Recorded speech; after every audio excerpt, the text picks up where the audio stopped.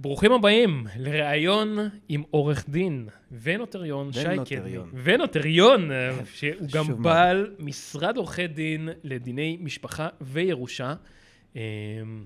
ובעצם יש לך בעצם 3 סניפים בארץ של המשרד. כן, כן. ככה יצא. ככה יצא. קודם כל, האמת שאותך פגשתי באיזושהי סדנת מאסטר מיינד, אירוע נטוורקינג לבעלי עסקים שהם בעיקר עורכי דין ורואי חשבון, ואני ככה במקרה הייתי שם אמנם כבעל סוכנות שיווק, אבל היה איזה חיבור ואמרנו, אנחנו צריכים להיפגש לראיון. הנה, חודשיים אחר כך. חודשיים אחרי זה קורה. אז האמת, אוקיי, אתה גם עורך דין, גם נוטריון, גם בעל משרד עם ככה 3 סניפים. מה זה? ספר קצת רגע על מה בעצם עושה המשרד שהוא מתמחה בדיני משפחה וירושה.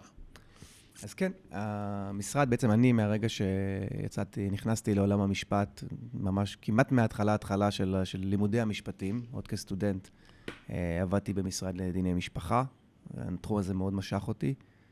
ספציפית דיני משפחה. לא ידעתי את זה, אבל כשאיכשהו התגלגל שבחרתי בתחום הזה, ממש מההתחלה, וזה כל מה שאני מכיר ויודע ואוהב לעשות. דיני משפחה וירושה, זה בעצם 2 אירועים, או הנישואים והגירושין, שזה קורה, מרבית האנשים מתחתנים, 30% מהם מתגרשים, אבל 100% מהם נפרדים בסוף, כי בסוף כולנו צריכים, משינה אמרו שכל אחד צריך בסוף למות, הם צדקו. אז אנחנו במשרד מטפלים בענייני הנישואים והגירושין, ולא עלינו, גם אחרי 120 בענייני הירושה. אתה אומר 30%? כשליש מהזוגות מתגרשים. כן? כן, כן, פחות או יותר. מהנישואים בעצם, אלה שנישאים, ויש גם את אלה שבעצם לא נישאים. נכון, אבל גם שם הסטטיסטיקה פחות או יותר אותו דבר. באמת? מה זה מלא, כאילו. חיים ארוכים. זה עבודה. אנשים משנים את טעמם, אנשים משתנים, אנשים אולי לא התאימו מלכתחילה ופתאום מבינים את זה, או שפשוט מיצו. גם זה קורה. אז אתה בעצם... בטוב, אפשר גם למצות בטוב, לא צריך למצות ברע. לא חייבים. האמת שכאילו, בוא נגיד, הקונוטציה של גירושים זה תמיד משהו, כאילו, נוקב וגם מאוד מאוד רגשי. כאילו, יש שם הצפה של רגשות, ובסוף אתה, כאילו, כעורך דין, בא ממקום מאוד קר יחסית, כאילו, לסיטואציות האלה. יש את הכוסות האלה שהן גם שומרות חום וגם שומרות קור, זה בדיוק בעיניי עורך דין לדיני משפחה. כי מצד אחד אתה צריך להיות חם ואמפתי ללקוח, הוא לא יכול להרגיש שהוא בא לאיזה פקיד שממלא טופס עבורו ואומר לו סיימנו ולך. ומצד שני אסור לך להיסחף לחום של הלקוח, ואתה צריך לשמור על כל הרוח שלך, כי אם אתה תיתן למזג של הלקוח, שעכשיו הוא מאוד פגוע ומאוד מוצף, אני מדבר בלשון זכר בשביל נוחות, אבל זה באמת שזה 50-50. מאוד פגוע ומאוד מוצף ומאוד רוצה לנקום לפעמים, או מרגיש בושה, ואם אני אתן לרציונל שלו לנהל את האירוע, אז אני אעשה לו נזק. אז אני צריך מצד אחד גם להכיל אותו, ולתת לו לפרוק את מה שצריך לפרוק, גם מצד שני לשמור על הראש שלי צלול, ולעבוד לפי האינטרסים שלו, ולא לפי מה שבא לו באותו רגע. אבל זה נשמע, זה כאילו, זה כשהוא בא, או כשהיא באה בעצם לתהליך של ליווי, או של גירושין, זה... שהם באים עם כל הרגשות וכל ההצפות, ואתה אומר, כאילו, הם באים לפעמים מאוד כועסים, מלא... כאובים. כן, מלא כאב. ואיך אתה מצליח להגיד להם, רגע, שנייה, בוא נרגע, כאילו, לא, אולי לא במילים האלה, אבל... אני אתן את הדוגמה של בחודש האחרון, צריך להגיד למספר לקוחות, כי ככה יצא. ככה יצא. אבל אנשים, כשהם חמים, הם רוצים לנקום. בגדו בהם, הם רוצים להכאיב בחזרה. וזה אינסטינקט מאוד אנושי וטבעי, אני לא שופט אף אחד שמגיע למצב כזה, בטח אם הפגיעה היא עמוקה. אבל כשעורך דין לדיני משפחה, אני מנהל הליך גירושין, אני רוצה להוציא ללקוח שלי את המקסימום. ולעשות מעשה שבטווח הקצר ייתן לי סיפוק מאוד גדול, כאדם שמתגרש, כגבר, כאישה, שבגדו בי. ואני יודע עם מי הם בגדו. ומי שהם בגדו איתו, גם לא יש בן או בת זוג. בוא נלך נספר, נהרוס גם להם. רגע. תעצור. נכון, זה כיף לאותו רגע. אולי גם את הבית, הוא הרס לך את הבית, אתה תספר לאשתו ותהרוס לו את הבית. מה זה ייתן לך? לך יש שם משא ומתן עם אשתך. הקלף הכי גדול שיש לך, זה שעוד לא סיפרת לאשתו של המאהב שלה, שהוא בגד בה. ברגע שתספר, לא תוכל לספר עוד פעם. לא תוכל להבטיח, מחר אני כבר לא אספר. אם תשמור את הקלף הזה אצלך, יהיה אפשר לעשות משא ומתן, ולהגיע לתוצאות. תחרב גם לא את הבית, יופי, אבל מה זה קידם אותך במשא ומתן? אתה בא אליי לא להיות חבר שלי ל10 שנים, רוצים לסגור הסכם, כמה חודשים, שנה גג, וצא החוצה לחיים החדשים שלך. זה קורה, כאילו זה רוב המקרים שבאים אליך שהם כבר בשיא העצבים, עוד לפני שהם סיפרו, נגיד, אם יש לנו מזל, זה לפני שהם סיפרו. לפעמים באים אחרי, אבל כשבלקוח בא, הוא בא. זה חתיכת קלף באמת, כמו שאתה אומר את זה. אז אם הוא יודע לפני, אני אומר לו, אל תגיד כלום. אם הוא יודע ויודעים שהוא יודע, אני אומר לו, אל תגיד לצד השני, לצד השלישי, אל תלך ותפוצץ את זה עוד יותר, כי אין סיבה לחרקירי הזה, הוא לא ייתן לנו שום דבר. אבל אם במשא ומתן איתה, אני גם מבטיח לא לספר, ואנחנו עושים את זה צ'יק צ'ק, וסוגרים את ההסכם, אז אני מרוויח מזה המון. המון. הסיפוק הוא מאוד רגעי של לספר. כן, בעלך בגד בך עם אשתי. יופי, נו ומה? מה אתה יודע, אם היא תיחס עליו, היא לא תיחס עליו, היא תהרוס לו, היא לא תהרוס לו. להפך, האינטרס שלנו, לפעמים כשאנחנו רוצים להיפרד, ולצד השני יש משהו שמחכה לו, בוא לא נהרוס לו את זה, כי כל עוד הוא מחכה לו, הוא ירצה ללכת מהר, אז הוא יסגור איתנו על מה שאנחנו רוצים. אנשים לא מבינים שלשפוך שמן למדורה, כולם נשרפים בסוף, זה מיותר. ולכן, אני צריך בצד אחד מאוד להכיל, ולא להגיד, בסדר, אז בגדו בך, יאללה, בגדו בכל הלקוחות שלי. לא, בגדו בך, וזה לא בסדר, ואתה לא ציפית לזה, וזה לא מגיע לך. יחד עם זאת, זה גם לא פעם ראשונה שזה קורה, בעולם למישהו, ויש דרכים להתמודד עם זה, ואין שום סיבה שזה יהיה הרגע שמגדיר אותך בחיים. צריך לעבור הלאה. צריך למצוא עוד דרך, להמשיך הלאה, עם ראש מורם, מינימום נזק, כדי שתוכל להיכנס לקשר הבא שלך בלי... שזה הדבר הראשון שתספר לו, זה שגרושתך בגדה בך והיא נוראית וזה, כי זה גם דגל אדום לך, להמשך הדרך. אנשים לא רואים את זה, חושבים שהחיים נעצרו עכשיו, הם לא נעצרים עכשיו, זה גירושים וממשיכים הלאה, נעצרים רק בסוף. וואי, זה כואב, זה כאילו איך, כאילו, קשה באותו רגע להבין את העתיד, את 10 שנים קדימה, כאילו, אתה לא מסתכל על זה, אתה מסתכל על זה עכשיו. בשביל זה אני פה. נשמע קצת לגבול הפסיכולוג גם. אין עורך דין לדיני משפחה שלא נכפה עליה להיות חצי פסיכולוג.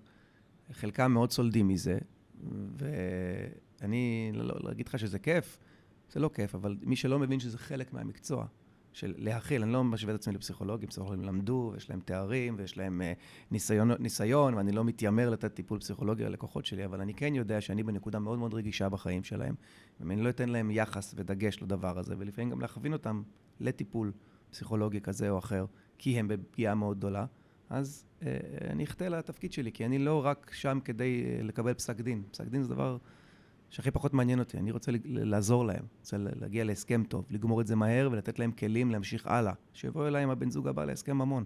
לא רוצה שהם ממומרים כל החיים שלהם. וואו, האמת, אם באמת אנחנו מחלקים את הלקוחות שלך רגע, אז באמת, כי אתה מתעסק באמת גם בדיני משפחה וגם בירושה, אבל הזכרת הסכם ממון גם. זה דברים בוא נגיד ככה, הם מגיעים אליך גם בשלב הנישואים. כאילו, אתה מלווה אותם משנות ה-20 שלהם עד... אז כן, הקבר, כבר היו לי לקוחות חוזרים, מה שנקרא. הייתה לי לקוחה, אישה מאוד מאוד מוצלחת בהייטק, שהתחתנה עם... עשינו לה הסכם ממון, אחרי כמה חודשים התגרשו, עשינו עוד הסכם ממון עם גבר אחר, הספיקה בתווך להקים 2 חברות, לעשות אקזיטים מטורפים, וההסכמים שמרו עליה יופי יופי. בכסף קטן מאוד, היא הצילה המון כסף, היא גם הייתה מאוד לארג'ית עם כל אחד שהיא נפרדה ממנו. ועוד, אתה אומר, זה גם היה מהיר, אחרי כמה חודשים. זה לא משנה, זה קורה בחיים, זה קורה, זה לא אומר עליה ועליהם, זה החיים, אבל העניין הוא שהיה לה דרך למשוך כיסא מפלט, כי היה לה הסכם ממון, אז לא היו ספקות. ברגע שיש הסכם ממון ששומר עליך, אתה רוצה להיות לארג'י מצד השני, תהיה איתו. זה לא כי הוא סוחט אותך, זה כי אתה רוצה לתת לו. ובשני המקרים נתנה הרבה מעבר למה שהיא צריכה לפי ההסכם. אבל למה? כי היה לה הסכם ששמר עליה. ואם יש לך הסכם ששומר עליך, גם בעניין חלוקת הרכוש, בישראל אנחנו מדינה מטורפת, זה לא רק עניין של חלוקת רכוש, יש גם שאלה של איפה ידונו בתיק, בית דין רבני או בית משפט לענייני משפחה. הסכם ממון שומר, למי שזה חשוב לו, שהעניינים של הילדים שלו ושל הרכוש שלו יידונו רק בבית משפט לענייני משפחה. once אין את השאלה איפה זה יידון, כל התיק מתנהל על מי מנוחות. אין סיבה אוי, אני חייב להגיש קודם בבית הדין כדי לתפוס סמכות. האישה צריכה, הגבר צריך, היום זה כבר לא חד ערכי של הגבר, היום לגברים הרבה יותר רע בבית דין רבני, בוודאי בענייני מזונות, כן, בית דין רבני פוסק יותר מזונות ופחות מתחשב בכל מיני שיקולים, כמו אצל מי הילדים וכמה כל אחד מרוויח. ולכן, ברגע שיש הסכם ממון שמנטרל את השאלה הזאת, גם כשבאים להיפרד, אפילו אם הייתה בגידה, לא הייתה בגידה, בהיפד הרכושי יש שקט. אפשר להתרכז בדברים אחרים, להתמקד בילדים, להתמקד בדברים שהם יותר להסתכל קדימה, מאשר לנסות לקחת יותר חתיכות מהעוגה כאן ועכשיו ולריב על זה. וואו, אז יש איזה... כאילו זה ממש לחשוב על כל, ברור שזה לחשוב על כל הכוח עם המקרה שלו, אבל נגיד הנה במקרה שלה, שהיא... יש את עסקים, הגיעה כסטודנטית, כן? סטודנט. זה ממש לא היה שם, כן? אבל ככה, הכל זז נורא מהר, וזה שמר עליה. היה לה הרבה מזל. ויש עדיפות לפעמים, אתה לפי המקרה רואים יש עדיפות עכשיו לדון בבית דין רבני או לא? אז בוא, כשבאים להתגרש, לקוחה באים אליך, אומרים אני רוצה להתגרש. בדרך כלל אישה באה, היא אומרת שמעתי שאני חייבת לרוץ לבית משפט. גבר בא, אומר בוא נרוץ לבית הדין הרבני. זה כל כך לא נכון. זה כללי אצבע שהם לא רלוונטיים ל-90% מהאנשים. למה? בבית משפט, היום, בשנים האחרונות, הפסיקת המזונות, אני אומר את זה כללי, יש שופטים שכמובן שהם חריגים לכלל, אבל סכומי המזונות ירדו משמעותית. הנכונות לתת זמני שהות שוויוניים להורים, ובפועל יוצא להפחית את המזונות, בבית המשפט זה מאוד מאוד פופולרי. ברגע שבית משפט מתחיל להיות במרכאות לארג' במזונות, או יותר נכון קמצן במזונות שהוא פוסק, בית דין רבני המטוטלת. פעם הגברים לכו לבית דין רבני, מה הם כבר יפסקו לכם? היום הופ, הסכומים שם עלו. אז יש בהרבה מקרים שלגבר כדאי ללכת לבית משפט ולא לבית דין רבני, וגם לאישה שאומרים, רבנות, הרבנות, זה נורא, זה נורא. מה נורא? אישה בבית הדין יכולה לקבל מדור ספציפי. מדור ספציפי זה משהו שרק בית הדין יכול לתת, שהוא אומר, הבעל מחויב לשלם לך שכירות או להחזיק את הבית, הספציפי הזה שגרתם בו, עד שיסתיימו ההליכי שלום הבית, כן או לא. בית משפט, לא, אתה בא אליו, יש דירה, בום, מוכרים חצי.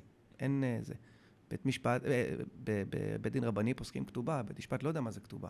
אז זה מאוד, בגיע בן אדם, צריך להבין, גבר או אישה, כמה מרוויחים, מאיפה הגיע הכסף, על שמי הבית רשום, בני כמה ילדים, ורק אז מחליטים אם טוב לך רבני, או טוב לך בית משפט. אבל יש פה שני צדדים. אם הלקוח שלך נגיד טוב, אתה מחליט שטוב רבני, איך הצד השני הזה? אז זה... בישראל, אתה תיפול מהכיסא עכשיו, אתה יודע איך קובעים איפה זה יהיה? נו. First come, first serve. הראשון שמגיש, מחליט איפה זה יהיה. אתה פותח את הבקשה שלך ליישוב סכסוך, ואז אם לא מגיעים להסכמה וצריך להגיש תביעות, לך יש זכות להגיש תביעה, איפה שאתה רוצה. הגשת פה, זה יהיה פה, הגשת שם, זה יהיה שם. אז אתה צריך, נגיד במקרה של גירושים, או כן, רק גירושין, כי מי שלא נשוי לא עובר ברבנות, ידועים בציבור לא עוברים ברבנות. אוקיי, אם זה בגירושין, אז אתה מי שמגיש ראשון, אם אתה מחליט שזה בית משפט או בית דין רבני? אם הלקוח בא אליי לפני שנפתח התיק, אנחנו לוקחים, עושים הערכה של האם יש הבדל מהותי בין הדברים. למה? אם ההבדל הוא בשוליים, אז אולי לא נפתח תיק ונבוא אליהם בהידברות וננסה לגמור את זה כמו שצריך. אם ההבדל הוא מהותי, חייב להציף ללקוח, תקשיב, אם אתה תגיד לה שאתה רוצה להתגרש ולא תפתח, והיא תלך ותפתח, אתה חשוף בככה וככה, כדאי לך מאוד לפתוח. אז תמיד אתה צריך לראות אם יש אפשרות לעזור להם בלי, כי כשפותחים הליך, אז פותחים הליך, אז הם הולכים לעורך דין, גם לא יש את האינטרסים שלו, ובדרך כלל הרוחות יכולות להתלהט, או לפחות ההליך הופך להיות יותר מכביד. אבל כשיש סיכון גדול ללקוח שלך באחת הערכאות, אין ברירה, הוא בא אליך ראשון, אתה חייב לשמור עליו, אתה אומר לו, חביבי, אנחנו הולכים לפה או הולכים לשם, אבל הולכים. וואו. שמע, זה נשמע מאוד מיושן, כביכול מבחינת... קוראים לזה מרוץ הסמכויות. מי יתפוס סמכות קודם, בית המשפט או בית הדין, בהתאם למי שיפנה אליו קודם. זה מטורף, אבל זו המדינה שאנחנו חיים בה. האמת שזה גם, וואי, זה טיפ מדהים למי אני בטוח שאנשים לא מכירים את זה. אגב, זה רלוונטי גם לזוגות שהתחתנו בקפריסין, שהתחתנו בזום, שהתחתנו בניו יורק. אם שניהם יהודים, לא משנה איפה הם התחתנו ואיך הם התחתנו, הגירושין בישראל ליהודים הם אך ורק דרך בית הדין הרבני. גם אם זה נישואים אזרחיים. ולכן מרוץ הסמכויות רלוונטי גם אם התחתנתם בנישואים אזרחיים. אז זה מדגיש כמה חשוב להגיע כאילו בשלב מאוד מוקדם, אתה יודע, אפילו אולי לפני שחושבים על זה. כאילו לפעמים יש את הקטע, גירושים זה לא מחר קמתי ואני מחליט שאני מתגרש. זה תהליך. אז אני אגיד לך איך זה עובד אצל גברים ואצל נשים, בהכללה כמובן. אוקיי, מעניין. כשגבר, בדרך כלל, כשגבר אומר להתגרש, זה אומר שעכשיו הוא הבין שהוא רוצה להתגרש. כשאישה אומרת להתגרש, זה אומר שהיא כבר התגרשה ממך לפני כמה חודשים בראש שלה, והיא כבר שם והיא מודיעה לך את זה כשזה סופי. כשגבר אומר להתגרש זה לא תמיד סופי. שוב, אני מדבר בהכללות. אבל כשאישה אומרת להתגרש, היא כבר עברה את תהליך האבל בינה לבין עצמה של הפרידה, והיא כבר מוכנה. לשאלתך, מתי צריך לבוא לעורך דין? ברגע שיש לכם ספקות שלכם לגבי הקשר, או שאתם חושבים שלצד השני יש ספקות לגבי הקשר, למרות שאתם all in, תבואו להתייעץ, תבינו אם אתם חשופים. יכול להיות שהכל בסדר, תמשיכו, לכו לטיפול, תעברו, תצלחו את המשבר, ויכול להיות שתבינו שאתם רגע לפני איזשהו קרייסס כלכלי שיקרה אם צד השני יעשה ככה וככה, ואז תכננו את המהלכים שלכם נכון. וואו. אז זה ממש לבוא לייעוץ, שזה באמת שלב שהוא לא מחייב, אז בכלל, נכון. כאילו לבוא באמת להתייעץ, כמו להתייעץ עם איש מקצוע, תכלס. יצא לי פעם, הייתי בפגישת ייעוץ עם איזה גברת, היא אמרה, אני לא בטוחה, אני לא פה שם, הסברנו לה את הסיטואציה, אמרה, טוב, אני עוד אשן על זה, נראה מה יהיה בבית, שכחתי ממנה, אחרי 2-3, אני בתור לאנשהו עם הילדים, היא מסתכלת עליי ואני מסתכל עליה, ואני כאילו, אני יודע שאני מכיר אותה מאיפשהו, היא יודעת שהיא מכירה אותי מאיפשהו, אנחנו לא בטוחים מאיפה, והיא אומרת עם בעלה. ותמיד שואלים אותי מאיפה אתה, ואני לא על ההתחלה אומר זורק עורך דין, כי הם עומדים עם בן הזוג שלהם, וכן, אז זה, שבוע אחר כך היא שלחה לי וואטסאפ, זה הייתי אני. יואו! כן, הכל בסדר אצלנו, תודה רבה. אז הנה, היא באה להתייעץ, הבינה שאין דחיפות, עבדה על הקשר שלה, והיא עדיין נשואה. וואו.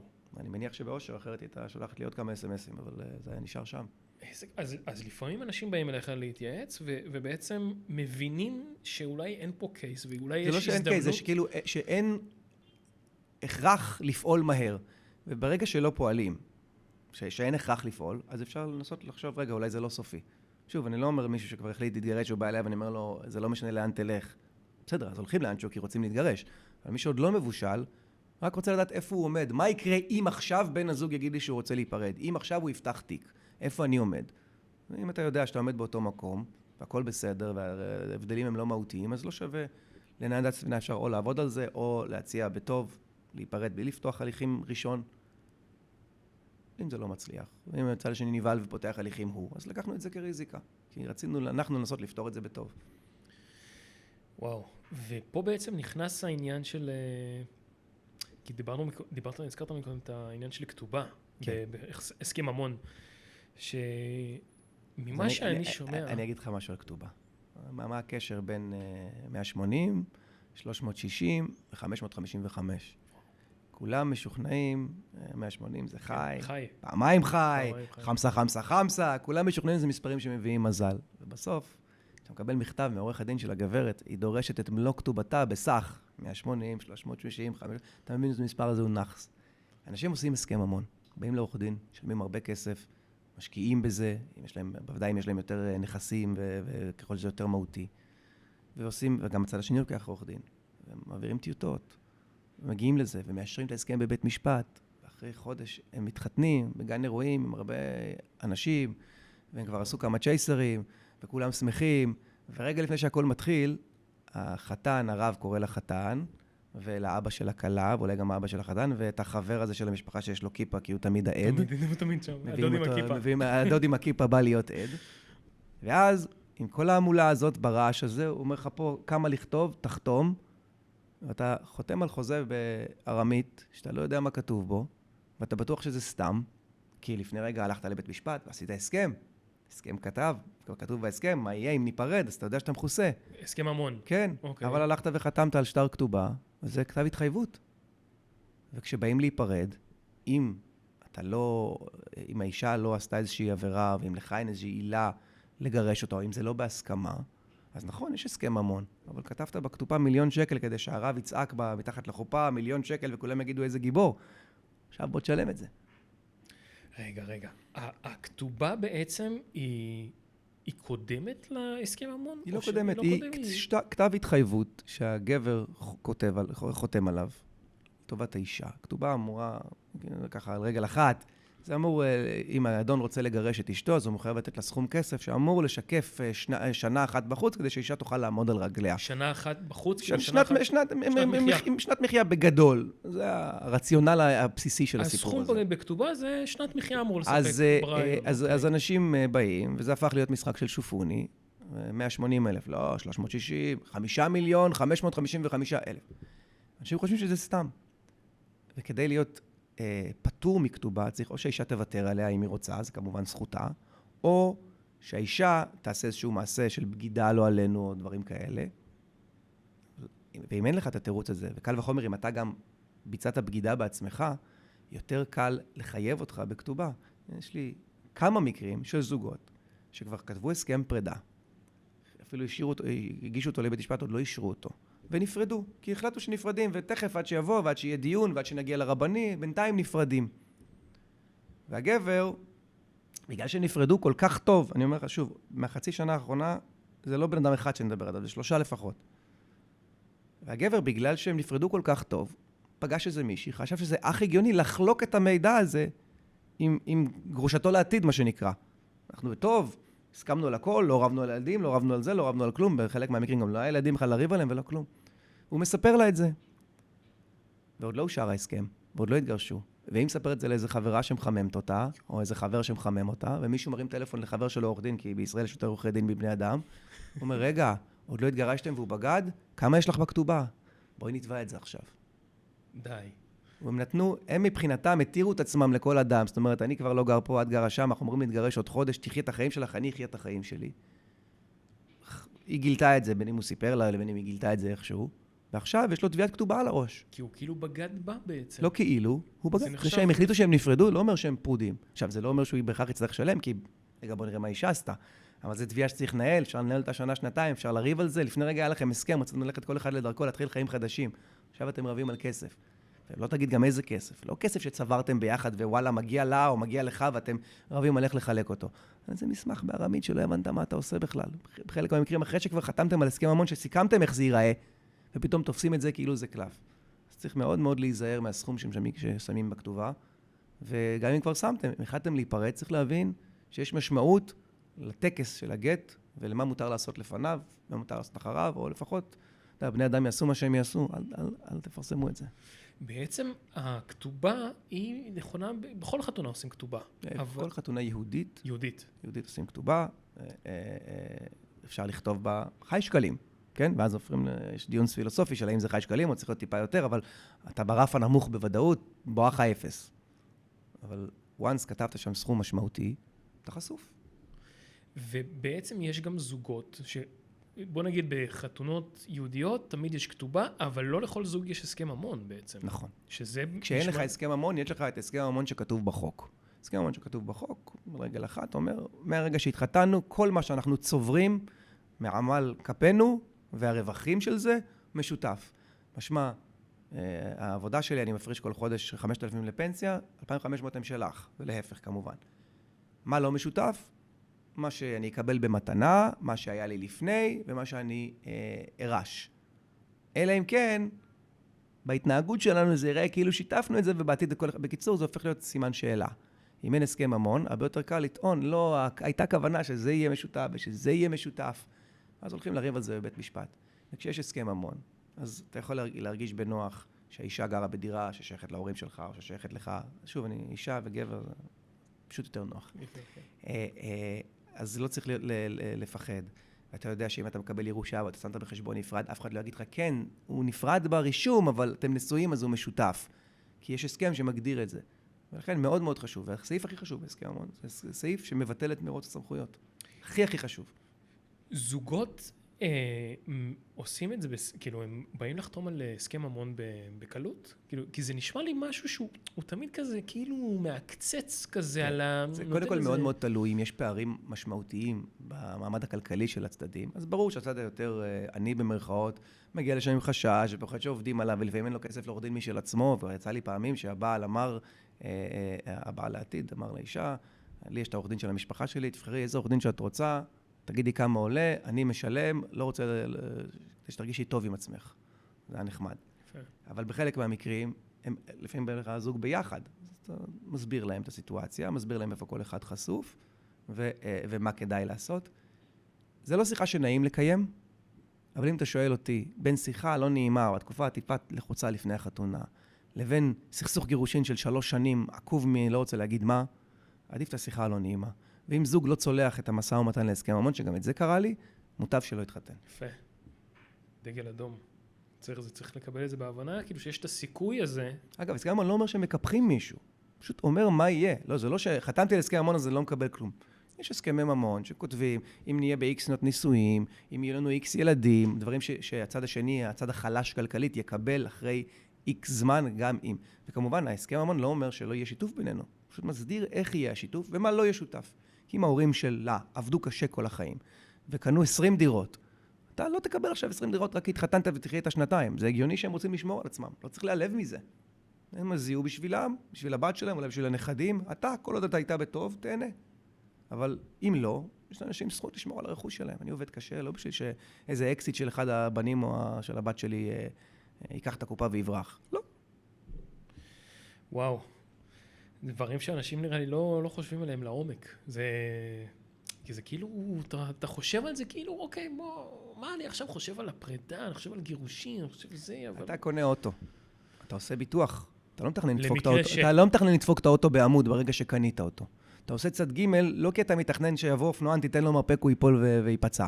אתה עושה את זה כי אתה מבין שאתה נכנסת לסיכון, ואתה מחויב לפעמים על פי חוק, הרי צד ג' זה לא, אוקיי, ביטוח חובה זה על פי חוק. צד ג' אנחנו עושים כדי לשמור על התחת שלנו. אתה משקיע ביטוח צד ג' כל החיים שלך, אתה עושה חשבון כמה שילמת, זה הרבה יותר ממה ששלם על הסכמי ממון בחיים שלך, גם אם תתחתן 3 פעמים, אוקיי? והחשיפה פה היא הרבה יותר גדולה מאשר פה. אז הרסת למישהו אוטו, אופנוע, 100, 200 אלף שקל. אתה כמה אפשר להפסיד בגירושין? מחצית מכל מה שאתה רוויח אי פעם. זה יותר. וואו. שמע, היו פה מלא טיפים. אני חושב שאנחנו לקראת סיום, למרות שאנחנו גם דיברנו על... טוב, אתה גם מתעסק בירושה, שזה גם בכלל סיפורים... אנחנו גם לא לקראת סיום, אז אנחנו... אבל כן, בוא... אני מוכן לסיים איתך את הנושא הזה ולעבור לנושא הבא אם בא לך. בדיוק, אני אומר, דיברנו על כל החיים, מנישואין עד גירושין. בוא רגע תיתן משהו על החיים שקצת אחרי, כן. אז משרד מתעסק הרבה בדיני ירושה. כשבן אדם נפטר, יורשים אותו, יורשיו החוקיים, האישה, הילדים, לפי האחוזים, זה כתוב בחוק, צריך להיות גאון גדול. אבל בגלל שהמצב, לא שפעם לא היו חמדנים בעולם, אבל המצב כל כך קשה לאנשים להגיע לדירה, שהמחשבה של לרשת דירה ממישהו לבד היא מאוד מאוד קוסמת. ואנחנו, בדרך כלל דירה, לפעמים יש גם כסף בבנק, לקבל רכוש במתנה בלי לעבוד עליו ובלי לשלם עליו מס. זה קוסם להרבה אנשים. אנחנו לא פעם רואים שאנשים מגיעים לגיל מבוגר, ואיזו עלוקה נדבקת עליהם. מה זה עלוקה? אדם מסוג עלוקה. עלוקה מסוג אדם, אם תרצה. לא בן משפחה או משהו. לפעמים זה בן משפחה, שאחד הילדים או אחד הנכדים שמחליט שהוא עכשיו עובר לגור עם הסבא. ככה? אני עובר עליו, אני אעזור לו, אני אשמור עליו. ולאט לאט לעזור לו לשמור עליו הופך למדר אותו. אי אפשר לבוא עכשיו, הוא לא מרגיש טוב, אל תבואו. להיכנס במקום מיופה כוח שותף לחשבון הבנק שלו, ולהתחיל לעטוף אותו מכל כיוון, ואחר כך אתה כבר הוא לוקח אותו לעורך דין מטעמו, כדי לעשות צבא לטובתו. מה, והבני משפחה לא קולטים את זה? אתה יודע, קודם כל זה כמו תרנגול, זה כמו צפרדע בסיר, מה הם מתחממים לאט לאט. זה לא ביום אחד הוא אומר, אוקיי, ממחר אף אחד לא מדבר עם סבא, רק אני. לא, עושים את זה חכם. בדרך כלל זה אנשים שאין להם עבודה יותר מדי, יש להם זמן להשקיע בתרמית הזאת, במהלך הזה. אגב, זה לא חייב להיות כל כך זה גם לפעמים אנשים שהם עם משפחות קטנות, או שמשפחה גרה בחול, או גרה רחוק, או אנשים בלי ילדים שיש להם רק כל מיני אחיינים למיניהם, כשהם נהיים מבוגרים יותר. הרי תוחלת החיים עולה, ואנחנו אומנם חיים יותר, אבל אנחנו פחות בריאים בגילאים האחרונים שלנו, אז נכנסת עובדת זרה לגור בבית. והיא איתך לבד. ואחרי חצי שנה היא כבר יודעת מי קרובי המשפחה, מתי הם באים, מתי הם מתקשרים, איפה הנקודות החולשה, מה שנקרא, כמו עובד בנק שמתכנן לשדוד את הבנק, אז הוא לומד בדיוק מתי המאבטח בא, ואיפה הכניסות ואיפה היציאות. וגם הם לאט לאט מתחילים לעטוף את הבן אדם, לעטוף לא במובן של חיבוק, אלא במובן של לאטום אותו מהסביבה החיצונית, כדי להשתלט עליו. אני עכשיו מטפל בתיק, שאפילו זכה לתחקיר אצל אדוה דדון, בחדשות 2, כן, 12, סליחה, אני אומר כמה אני זקן. כן. לקוחה שלי מקבלת טלפון מעורך דין, אומר לה, מה הכתובת שלך?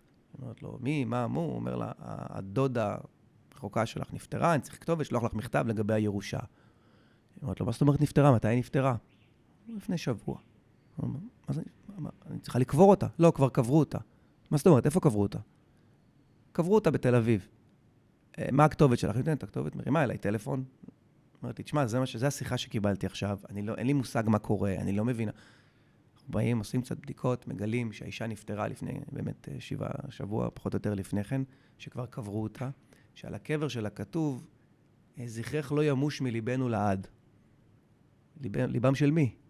המטפלת קברה אותה, בחרה מה שיהיה כתוב. לא סיפרה לאף אחד שהיא נפטרה. לא סיפרה גם בבניין, אפילו לא היה שלט, לא הייתה שבעה, לא היה כלום. והיא לקחה צוואה בכתב יד שלה, שבכתב יד כתוב, גרוסו מודו, אני מורישה את הכל למטפלת האהובה שלי, ואין לי שום קשר עם המשפחה שלי. ובגלל שהם היו צריכים לבצע מסירה ליורשים, והיא הכירה את הלקוחה שלי, המטפלת הכירה את הלקוחה שלי, אמרה, זאת היורשת היחידה, שלח לה הודעה ונגמר הסיפור. אז שלחו את ההודעה ואנחנו עצרנו, הגשנו התנגדות כמובן, כי היה נשמע לנו מטורף. באה הלקוחה ואומרת לי, תקשיב, היינו איתה בחגים, והיינו איתה בשמחות, והייתה הולכת לוקחת את הבן שלי להצגות בתל אביב, ובמשפחה שאבא שלי היה, ההורים שלה, דודה מבוגרת, אז ההורים שלה היו בקשר טוב איתה. נכון שעם השנים האחרונות היא קצת חלתה, ואי אפשר לצאת מהבית, וכל פעם שהיינו באים, היא הייתה אומרת שאי אפשר לבוא ולא לחצנו, כי היא בשיאה הייתה אדם מאוד דעתן, ואם היא אומרת לא זה לא, אז אף אחד לא ידפוק לה בדלת בלי להודיע מראש. אבל זה לא הגיוני. גם אם היא רוצה להוריש הכל למטפלת, היא בחיים לא הייתה כותבת שאנחנו לא בקשר איתה. וזה הדליק לנו נורא אדומה. הגשנו התנגדות, פתאום אני מקבל טלפון מתחקירנית של אדוה דדון, שאומרת, תגיד, אתה הגשת את ההתנגדות, מה פה, מה שם? למה זה מעניין אתכם? כאילו, עוד צבא, עוד התנגדות, עוד זה. מסתבר שהשכנים שם, אנחנו לא ידענו, התלוננו פעם למשטרה, כי הם טענו שראו אותה או ששמעו אותה, אני שוב... את המטפלת מתייחסת באלימות, נקרא לזה ככה. ככה לפחות זה פורסם בכתבה. אנחנו הרי לא ראינו, לא היינו מודעים, כי הכוחה שלי הייתה יודעת את זה בזמן אמת, היא מן הסתם הייתה מטפלת בנושא, ולא הייתה...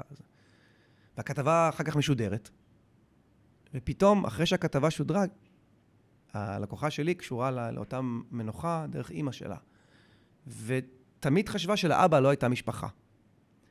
ובסוף מגלים שכמה מטרים משם, עיר סמוכה, שדיברנו עליה מקודם, אבל לא משנה, יש לה משפחה מצד האבא, שמספרים את אותו סיפור אחד לאחד.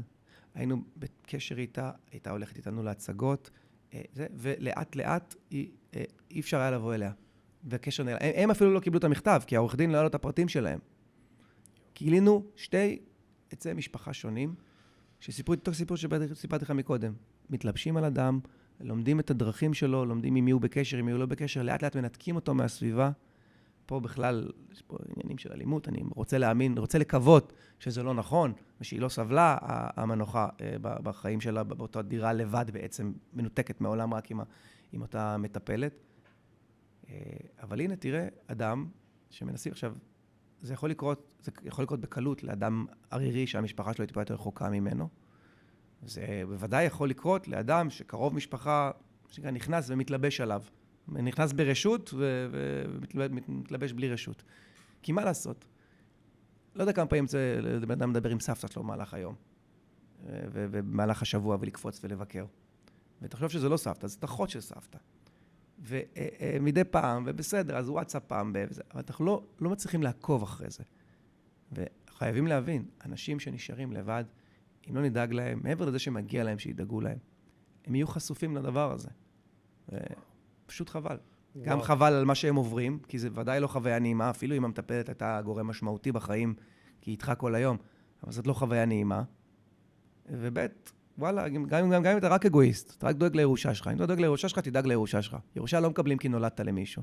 זה כי שמרת איתו על קשר. זה לא זכות. זה מה שנקרא, זה זכות שהיא לא מובטחת. צריך לעבוד בזה. כמו שצריך לעבוד בקשר, אז גם בקשר הזה צריך לעבוד.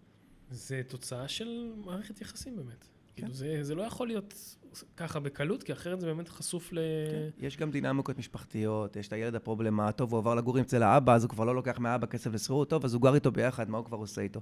ולאט לאט הוא מנתק אותו מהמשפחה. אולי גם לפעמים המשפחה כאילו זה מקל עליה. נכון, זה מאוד נוח, זה מאוד נוח, מה שקרה זה כמו זה מנוון, אני גר בקיבוץ, אנשים נוסעים על קלנועיות.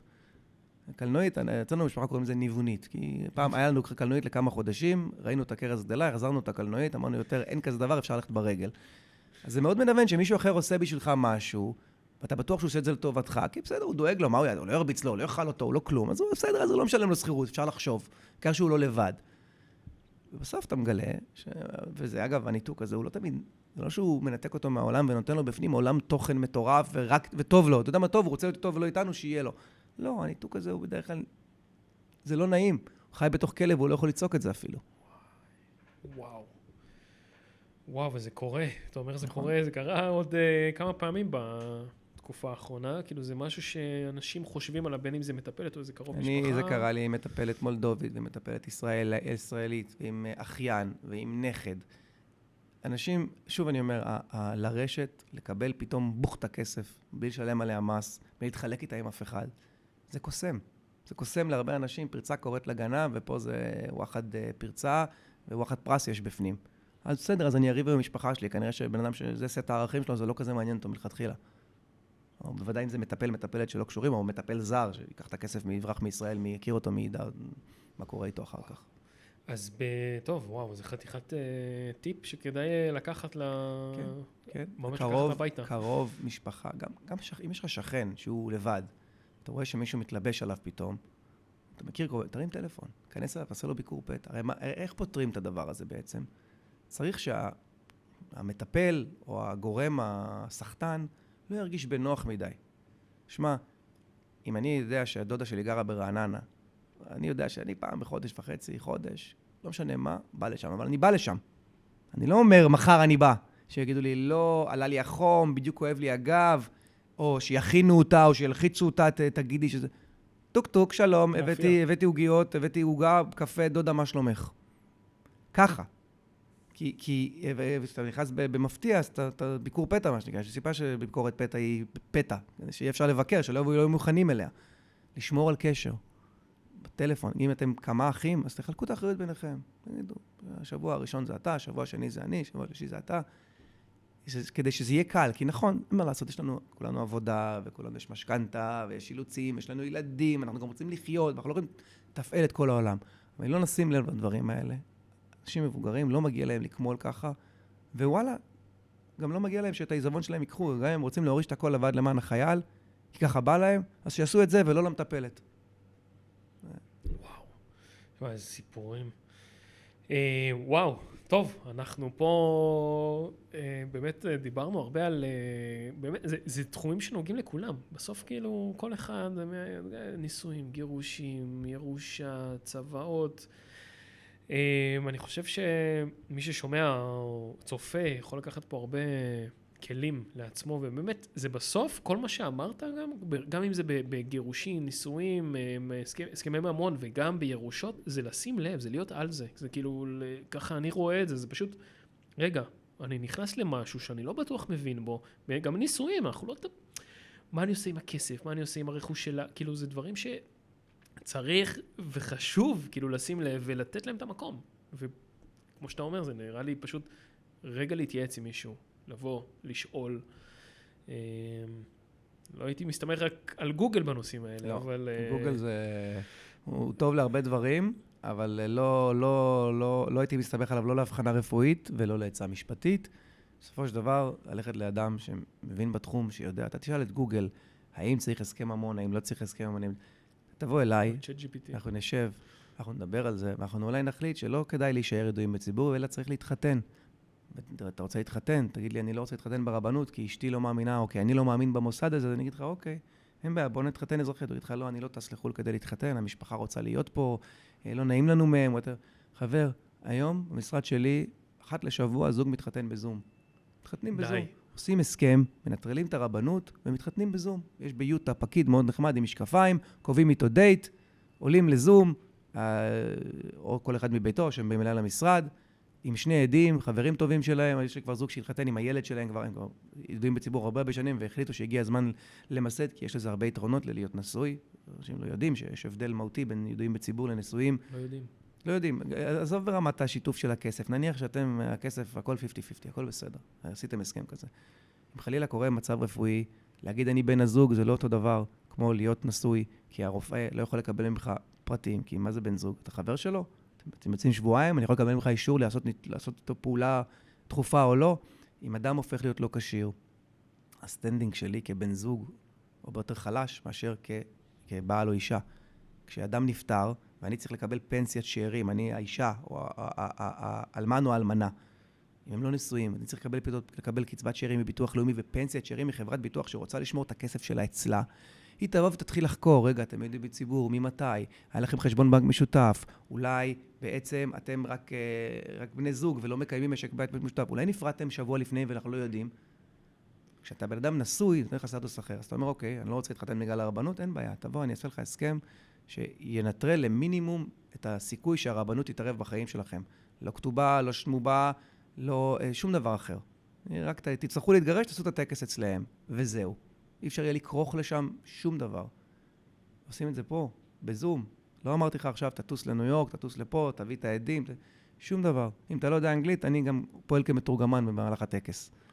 כבר היה לי זוגות שעשו צילום מסך לזום, ושלחו לי מגנט, מזכרת קטנה מאירוע גדול. אז הכל אפשרי, אבל אם אתה לא תיכנס ותשאל את השאלות האלה, אנשי מקצוע, תסתמך על סיפורים בגוגל, כנראה שתפספס משהו. ושוב, כשאתה קונה דירה, אתה לוקח עורך דין, כי זאת עסקה ממש משמעותית, לא קונים הרבה דירות בחיים, מישהו לא איל נדל"ן. אז ברור שאני אקח עורך דין. אבל דירה, אוקיי, 1,000,000, 1,500,000, 2 מיליון, 3 מיליון שקלים. הסכם ממון שאתה לא עושה, הוא מתחיל ב3 מיליון של הדירה, הוא מוסיף את כל הפנסיה שלך, את כל מה שתרוויח, וחשוב מכל אלה, מה יהיה עם הילדים שלך? מי ידון בכסף שלהם? מי ידון על איפה הם יהיו? אצלך או אצלה או חצי, או אם יהיה זה חשוב עשרות מונים. אז עורך דין לדיני משפחה, יש לך משפחה, תבוא לדבר. אז בדיוק, גם מי שהוא ידוע בציבור, ועוד אין לו משפחה, כאילו עוד אין להם ילדים, גם לבוא ולהתייעץ, אולי שווה להם, לפי התוכניות שלהם לעתיד. קודם כל, כדי לדעת האם הם בכלל נחשבים ידועים בציבור, ומה המשמעות שלהם הם ידועים בציבור. אתה יודע, ידועים בציבור, ההבדל בין ידועים בציבור לזוג שגר ביחד, שזה קורה לעצמו ככה וזה לא, אבל זה לא באמת משנה, כי מתי נדע, כשיקרה אירוע ונצטרך את בית משפט, או את קרן הפנסיה, את הפנסיה או את הביטוח לאומי, או כשנרצה לריב בינינו, אז בית משפט תחליט האם היינו ידועים בציבור, ומה כולל היותנו ידועים בציבור, כי זה לא חד ערכי. זה לא היית ידועים בציבור, אז עכשיו ככה וככה. לא, צריך לבדוק את זה. האם היה שיתוף בנכס הזה, שיתוף בנכס ההוא. מי צריך את הצעות האלה? בואו תעשו הסכם, תדעו בדיוק איפה אתם עומדים, תחיו את החיים שלכם בשקט. וואו, כמה טיפים, וואו. אתה נורא פרקטי. מי שצופה נראה לי, ישר הלך לעשות. לקוחה שלי תיארה לי את זה, שאני בא אליך בסערת רגשות מטורפת, אתה מקשיב, אתה מחייך, אתה אומר לי, אוקיי, ועכשיו תביני מה צריך לעשות. אוקיי, כאילו, אתה צריך להכיל, אבל גם חייבים להתעסק בתכלס. אסור להישאב לדברים אחרים, כי אתה יודע, אם הרופא שמנתח אותך, עורכי דין חולים על להשוות עצמם לרופאים, למרות שאנחנו כל כך לא, אבל אם הרופא שמנתח אותך יגיד, וואו, איזה עצוב הוא שיש לו גידול, ויתחיל לפקוט באמצע שהוא מוציא את הגידול, אז זה לא ילך כמו שצריך, נכון? אתה צריך שהוא יהיה קר ומנותק. מצד שני, כשהוא מספר לך על הגידול, אתה רוצה שהוא יכיל אותך ולא יגיד, כן, גידול, מחר חותכים. אז להבדיל, אלף אלפי ושני כולנו בריאים, ועורכי דין הם לא רופאים, למרות שאנחנו עפים על עצמנו לפעמים. אנחנו כן צריכים לשמור על איזשהו ניתוק מהסיטואציה, כדי שנוכל לתת את העצה הנכונה, שתעזור ללקוח לא רק היום להרגיש תחושת סיפוק מיידית, אלא גם להמשך חייו. מדהים. אז איפה אפשר למצוא אותך? משרד הסניף העיקרי שלי זה בקיבוץ מעברות, זה בעמק חפר, ליד נתניה, מי שצפונה מתל אביב זה ערי החושך, אז מעבר להרצליה הם לא מכירים, אז כן. אז יש סניף העיקרי בקיבוץ מעברות, יש סניף בתל אביב, במנחם בגין, וגם סניף בנתניה, לאחרונה נפתח. ואתה גם פעיל ברשתות. נכון, אפשר גם שם, אפשר גם שם לבוא לעקוב, הרי המשרד, יש טיק טוק, יש אינסטגרם. מדהים, האמת שזה לא... משתדל לתת טיפים, מדי פעם גם ברוח סרטון על הילדים, וסרטון על מכבי חיפה, אז תתמודדו מה שנקרא, אבל זה בא עם כל החבילה, וגם סרטונים של הכלב שהוא חמוד. וואי, זה טוב, חלק מהמשפחה. ריג'בק ענקי, כלב מדהים. וואו, טוב, בקיבוץ זה כיף לגדל ככה. מדהים. שי קדמי, תודה רבה. היה תענוג, וואו, אני למדתי מלא על התחומים האלה. מה שלא הפחדתי אותך קצת. לא, אני כאילו אומר, טוב, רגע, מה הצעד הבא שלי עוד לפני החתונה, רגע? אז רגע, אז מה הצעד הבא? הצעד הבא הוא לפנות קודם. להרים טלפון. להרים שם טלפון, הכל יהיה בסדר. לשאול. זהו. היה תענוג. גם לי. תודה רבה. תודה לך. נתראה בהזדמנויות הבאות. נתראה בסטורי הבא.